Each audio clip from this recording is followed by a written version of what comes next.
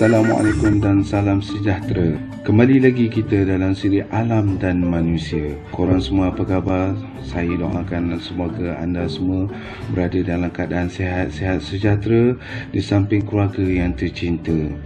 Kepada korang yang baru terjumpa channel saya ini, saya ucapkan terima kasih berbanyak kerana sudi menonton video-video yang ada dalam channel saya.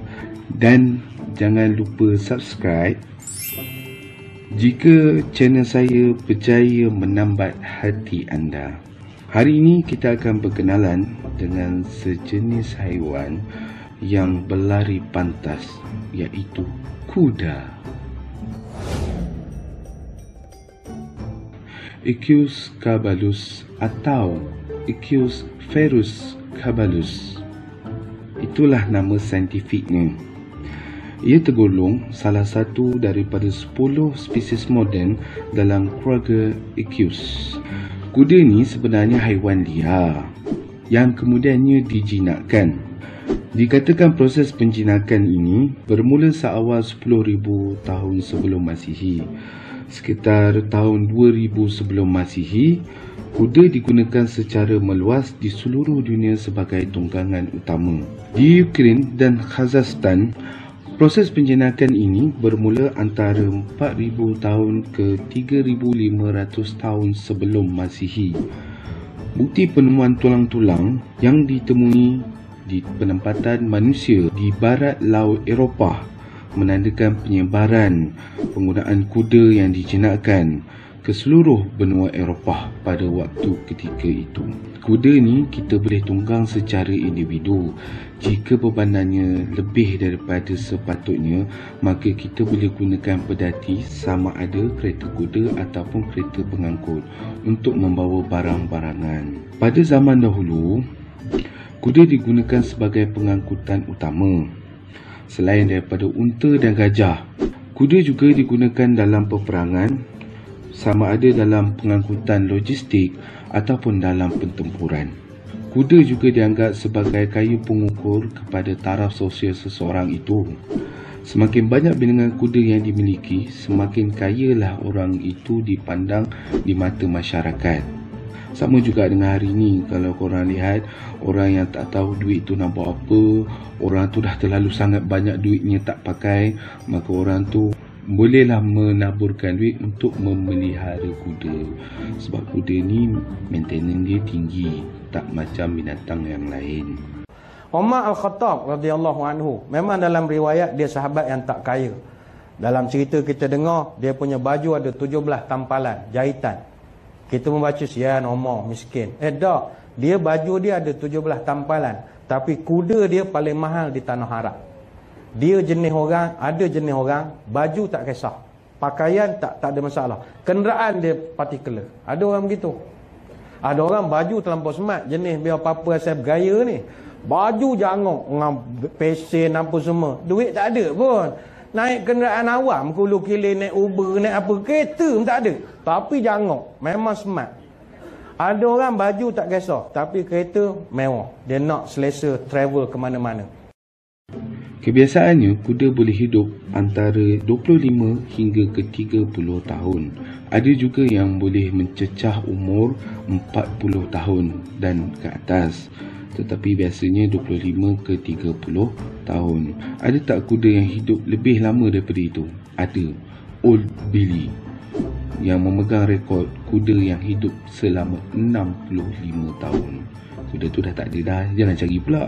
Mari kita berkenalan dengan jenis-jenis kuda yang ada di dunia ini. Yang pertama, kuda Arab. Dikatakan kuda ini adalah salah satu keturunan kuda yang tertua di dunia. boleh mencapai ketinggian 145 hingga 155 cm dengan purata berat 360 hingga 450 kg. Biasanya kuda ni berwarna hitam, putih, coklat ataupun kelabu. Kuda ni dibeli jinak untuk tujuan kepantasan, berdaya tahan dan mempunyai stamina yang tinggi. Oleh kerana kuda ni sudah hidup dengan manusia berabad-abad lamanya, maka kuda ini amat peka dan bijak memahami penunggangnya. Yang kedua, thoroughbred. Kuda ini dikatakan mampu menyaingi kuda Arab kerana ia dibiarkan dengan tujuan yang sama seperti kuda Arab, iaitu untuk kepantasan dan berdaya tahan. Baka kuda jenis ini biasanya ditemui di Amerika Utara, berketinggian 157 hingga 173 cm dan kebiasaannya berwarna hitam, perang atau kelabu. Keistimewaan kuda ini ianya seperti memakai stokin. Sebenarnya bukan stokin. Kebetulan bulu pada di hujung kakinya tu berwarna putih. Jadi ia kelihatan seolah-olah memakai stokin. Itu senanglah. Kucing pun kita kata kalau bulu kaki di hujung warna putih kita kata pakai stokin. Ikan pula kuda sama je macam pakai stokin. Yang ketiga, Morgan. Baka jenis ini dikatakan elegan. Sebab apa? Sebab dia berwarna hitam, berotot dan memiliki mata yang menawan. Hitam-hitam menawan, kuda ini sangat peramah walaupun dengan orang yang tidak dikenali. Kerana hitam itu gaya keunggulan, kuda jenis ini banyak digunakan sebagai tunggangan bagi pasukan cavalry, iaitu pasukan berkuda dalam tentera ataupun polis. Kuda ini boleh mencapai ketinggian 145 hingga 157 cm dengan berat purata 408 sehingga 453 kg dan boleh mencapai umur 30 tahun.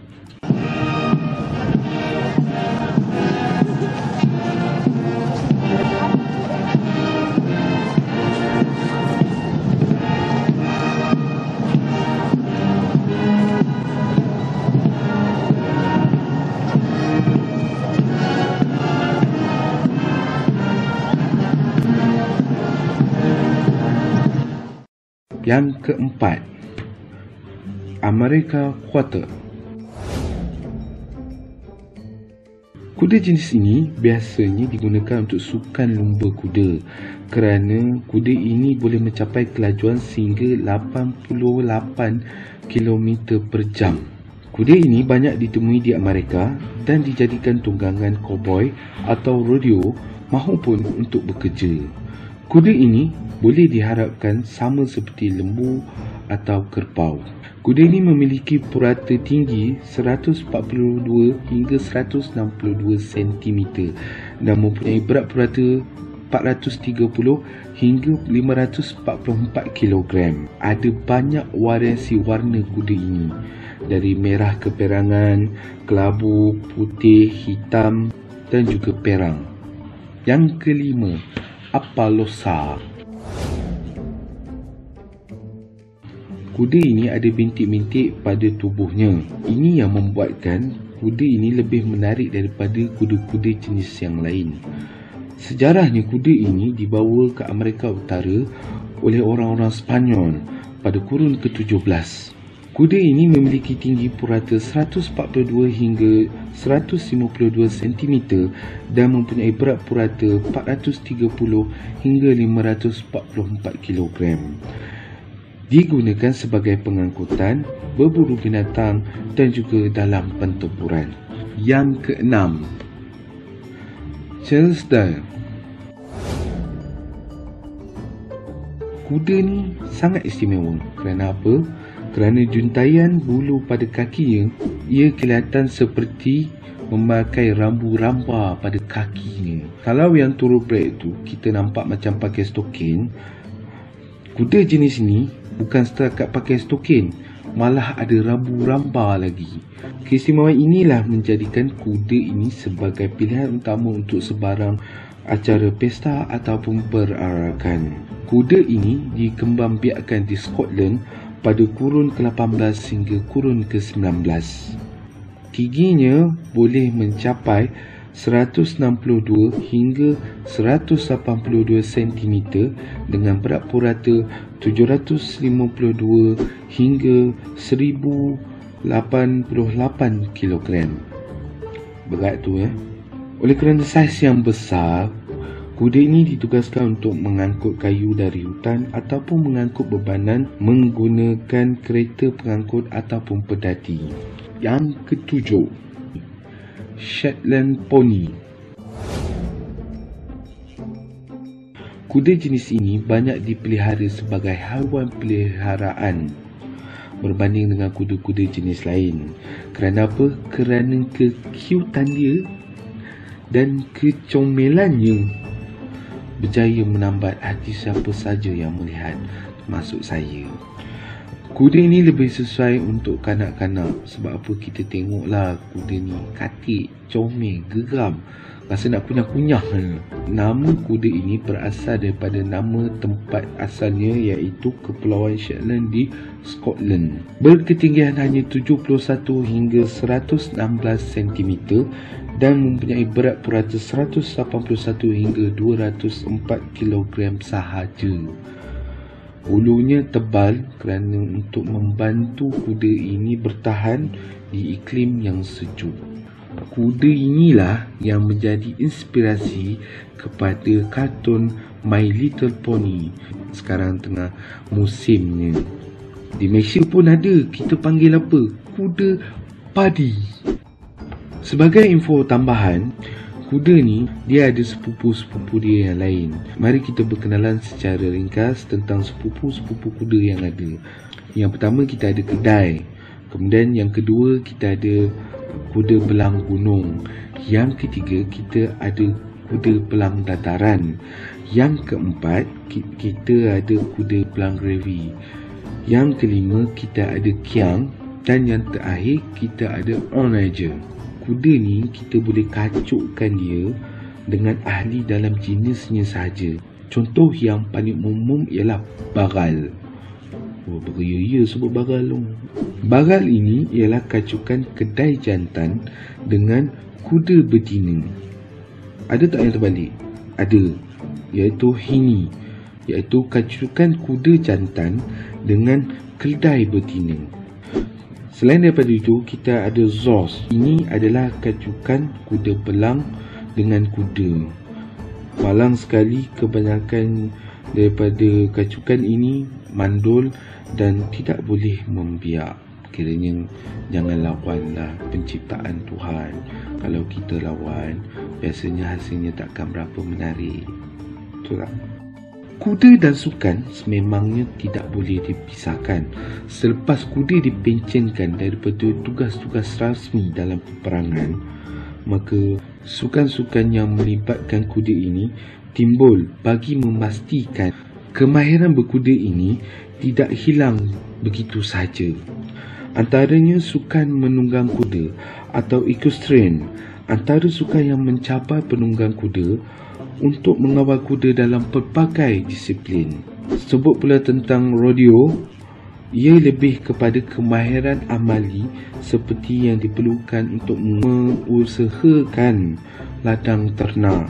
Alah, senang cerita, sukan untuk orang cowboy. Sukan polo pula adalah perlawanan memasukkan bola ke gawang lawan sambil menunggang kuda. Turut menjadi perhatian kerana kerja berpasukan antara manusia dan kuda memerlukan kemahiran koordinasi yang sangat tinggi. Ada yang menggabungkan sukan memanah dan sukan berkuda.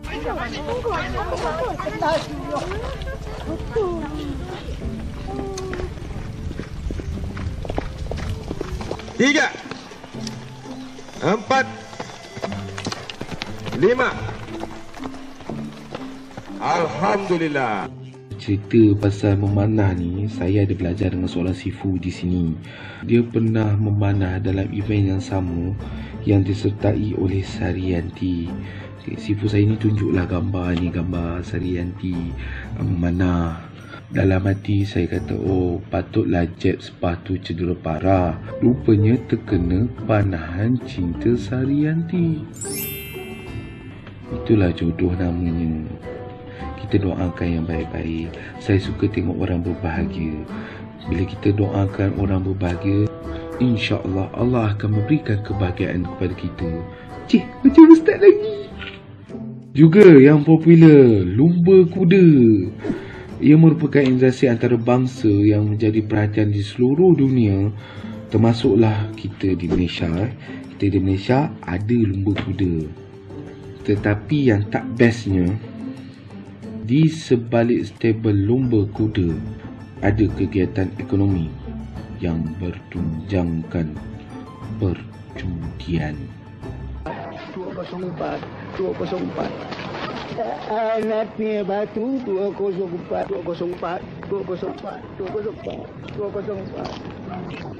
cantiknya badan 204. Dia kejut mata sama aku. 402. Apa khabar Abang Radin? Kabar 402. Abang Radin nak beli nombor berapa? 402 RM10. 402 RM10.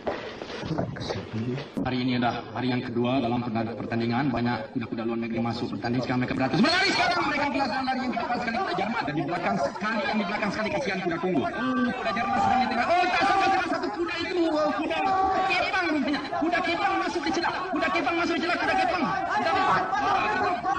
Saya batas kuda kepang dapat bersatu. Sekarang kuda kepang depan. Tak ada kuda lain dapat melakukan kuda kepang. Kuda Jerman ikut dengan kuda kepang. Akan sampai di final. Kuda kepang sampai di final. Nomor 1 ialah kuda kepang, nomor 2 ialah kuda Jerman, nomor 3 kuda Yahudi. 204. Memang aku daripada rumah juga nak beli 204. Bila perempuan yang cantik sudah kenyit mata sama aku, meraku sudah terbalik 402. Ay, apalah nasib aku. Dalam setengah budaya, kuda merupakan satu sumber makanan, termasuk daging kuda, selain daripada susunya. Ada setengah budaya yang lain yang mempunyai pantang untuk memakan daging kuda. Saya pernah dengar cerita orang makan daging kuda ni, katanya daging kuda ni panas mengalahkan daging kambing. Yalah, daging kambing ni sebab orang kata makanan sunnah. Jadi dulu orang tak makan kambing, sekarang orang berpusu-pusu makan kambing. Dulu orang letak lauk kambing tu terbiar saja, tapi jangan sekarang. Sekarang ni kalau ada lauk kambing dulu habis. Tak apalah, itu satu perubahan yang baik untuk kita. Ada orang pernah cakap dengan saya, kalau nak makan kambing ni sebelum ada penyakit darah tinggi. Kalau dah ada penyakit darah tinggi, buat apa makan kambing, dah tak guna. Saya ingat kalau kuda ni jadi makanan sunnah, saya ingat kuda tak selamat dah kat Malaysia. Habis semua kena sembelih, kena makan.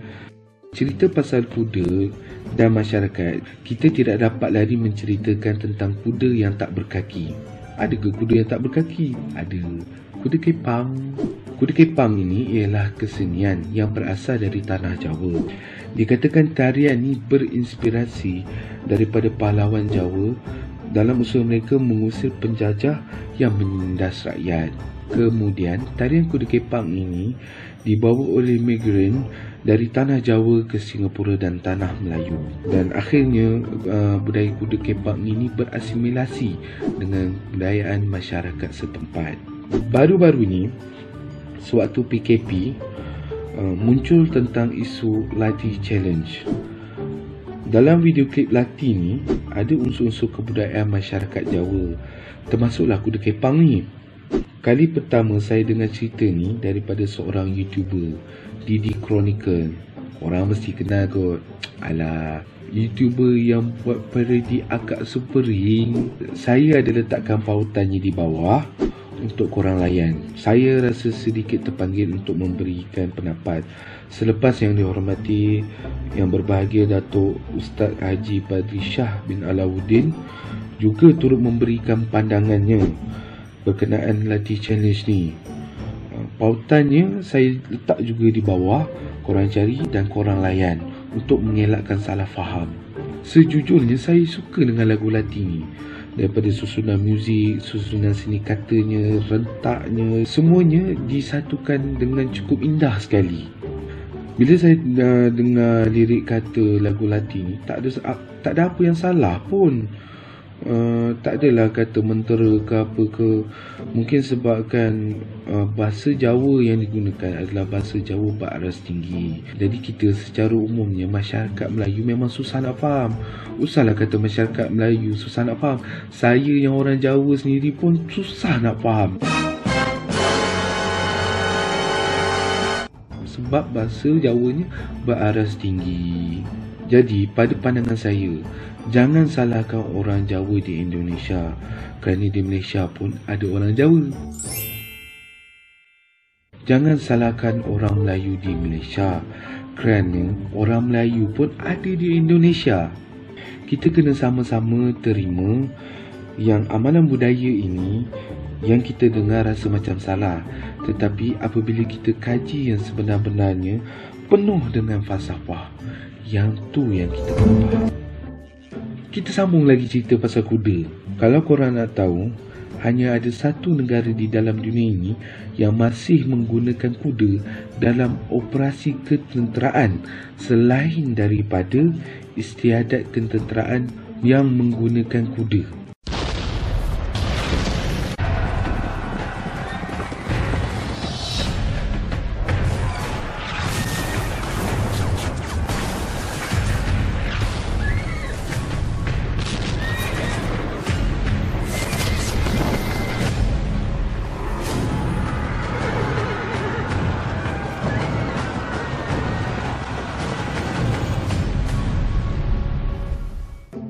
Pasukan tentera yang dimasukkan ialah Regimen Berkuda ke-61 Tentera India. Apa yang menariknya? Kalau korang nak tahu, kira-kira 13 tahun yang lalu, Duli Yang Tak Amat Mulia Tengku Ismail bin Sultan Ibrahim, Tengku Mahkota Johor, merupakan rakyat asing pertama mengetuai unit tentera India di Hari Perarakan Republik India. Pada 26 Januari 2007, Baginda mengetuai barisan hadapan yang berpangkalan di Regimen Berkuda ke-61 Jaipur untuk memberi takbir hormat kepada Presiden India Dr. APJ Abdul Kalam semasa sambutan Hari Republik India. Ianya satu penghormatan. Sultan Iskandar yang sentiasa membakar semangat Tunku Ismail Ibrahim sepanjang berada di India. Led by His Highness Captain Tunku Ismail Ibrahim, a militia officer now serving with the regiment, the grandson of the Sultan of Johor. The regiment has won 39 battle honors, 1 Padma Shri with 6 Seva medals, adalah sesuatu yang mustahil. Pegawai tentera yang bukan berasal dari India menyertai perbarisan, namun inilah kehebatan Tunku Ismail Ibrahim yang bukan sahaja menyertai, malah mengetuai perarakan bersejarah ini. Kami bangga apabila hampir 100 lengser yang dari berbagai negara tertumpu kepada insan hebat putra sulung Tunku Ibrahim Ismail, Tunku Mahkota Johor dan Raja Zahid Sofia. Duli Yang Amat Mulia Raja Muda Johor baru saja melepasi pentas utama yang berada di bahagian seberang jalan sana. Dan kepada seluruh rakyat India, kita mengucapkan selamat menyambut Hari Republik yang ke-57. Dan khusus kepada Raja Muda Johor, kita mengucapkan tahniah juga kerana berjaya memimpin pasukan 61 Cavalry, pasukan elit berkuda di India.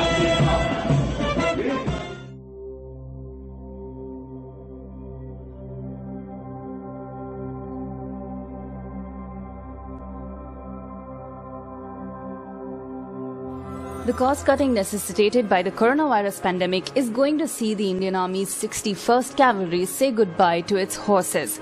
The 61st Cavalry has the distinction of being the only mounted cavalry in the Indian Army and the very last active serving horse cavalry regiment in the world. Now, the Jaipur-based 61st Cavalry is likely to be equipped with T-72 tanks, paving the way for its conversion into a regular armoured regiment on the basis of a recommendation made by the Lieutenant General D.B. Shekatkar Retired Committee. This transition is aimed at improving the Army's combat edge and cutting its revenue expenditure.